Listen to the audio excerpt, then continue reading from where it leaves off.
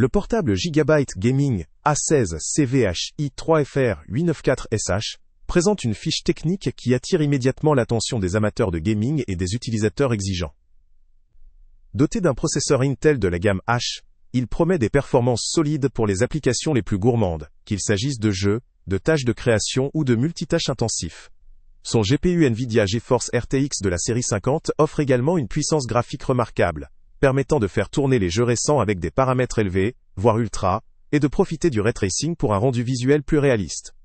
En complément, écran à taux de rafraîchissement élevé de 165 Hz, assure une fluidité exceptionnelle, essentielle lors des sessions de jeux compétitives ou pour une expérience visuelle agréable en général.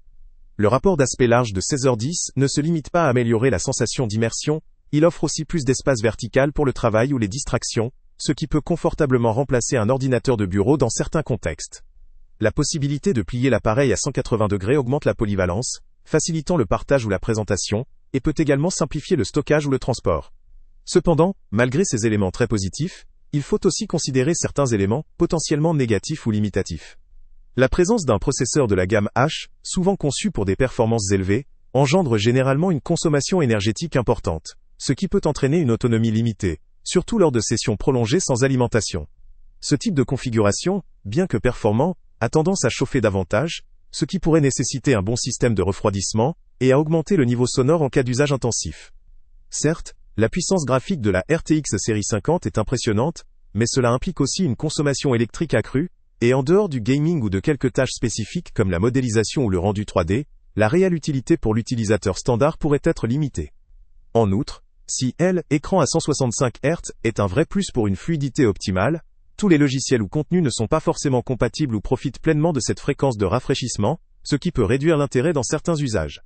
Sur le plan esthétique, l'esprit gamer du design peut ne pas convenir à tous, notamment ceux qui recherchent davantage de sobriété ou d'élégance dans leur ordinateur portable.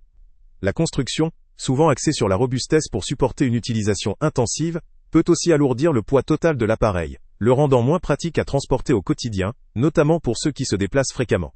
La connectivité, un aspect crucial pour les gamers ou les professionnels, n'est pas détaillé ici, mais dans ce type de machine, il faut vérifier la présence d'un bon nombre de ports, notamment pour le périphérique, le stockage ou les écrans externes. Le lien avec le prix le plus bas étant en description, il faut souligner que cette machine se positionne clairement dans la gamme haut de gamme, ce qui peut représenter un investissement conséquent. Pour une personne recherchant un ordinateur portable ultra portable, à forte autonomie ou à usage bureautique principalement, ce modèle pourrait s'avérer excessif tant dans la dépense que dans la consommation. En revanche, pour un joueur, un créateur de contenu ou une personne ayant besoin d'une puissance de calcul importante dans un format relativement compact, ce produit offre un équipement très compétitif, à condition de bien prendre en compte ses limites en termes d'autonomie, de dissipation thermique et de poids.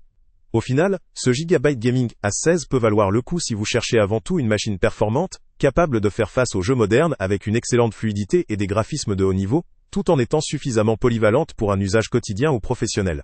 Il conviendra surtout aux utilisateurs qui ont une préférence pour la puissance, la qualité d'affichage et la compatibilité avec des tâches exigeantes, et qui sont prêts à accepter un certain poids et une autonomie limitée.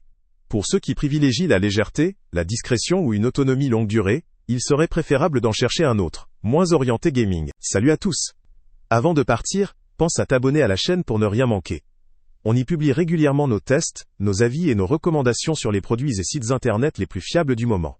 Tu trouveras dans la description un lien vers tous les produits Amazon qu'on a testés. Et si tu veux vraiment nous donner un petit coup de pouce sans rien dépenser de plus, clique aussi sur le lien Amazon en description et ajoute-le à tes favoris dans ton navigateur. Chaque fois que tu feras un achat via ce lien, Amazon nous reverse une petite commission. Ça ne te coûte pas un centime de plus, mais ça aide énormément la chaîne à continuer à tester et à te recommander les meilleurs produits. N'oublie pas non plus de mettre un j'aime si la vidéo t'a aidé, et de laisser un commentaire. Dis-nous si le test t'a plu, s'il t'a été utile, ou même quel autre produit ou catégorie tu aimerais qu'on teste prochainement. Ton retour nous aide vraiment à nous améliorer, et à choisir les prochains tests. Merci pour ton soutien, et on se retrouve très bientôt pour une nouvelle review.